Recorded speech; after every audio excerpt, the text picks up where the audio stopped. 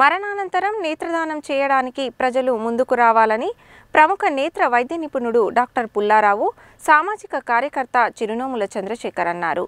నేత్రదానం చేయడం వల్ల అంధత్వంతో బాధపడుతున్న ఎంతో మందికి చూపు లభిస్తుందని అన్నారు. నల్గొండ పట్టణం ఓల్డ్ వీటి కాలనీకి చెందిన రిటైర్డ్ సిఐ సిలివేరు నరసింహ మృతి చెందడంతో నవ్య ఫ్లెక్సీ సెంటర్ యజమాని బొడ్డుపల్లి చంద్రశేఖర్ ఆ విషయాన్ని ఐ బ్యాంక్ వారికి తెలియజేశారు.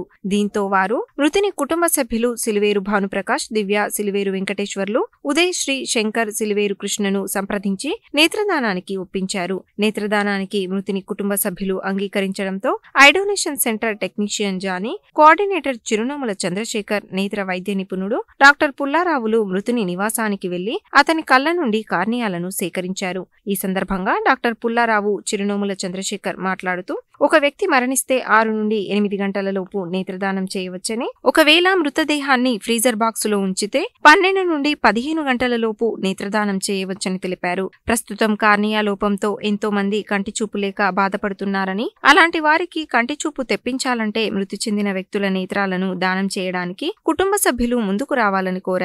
నేత్రదానం కోసం మరింత సమాచారం కోసం 9948143299 నెంబర్లో సంప్రదించాలని కోరారు.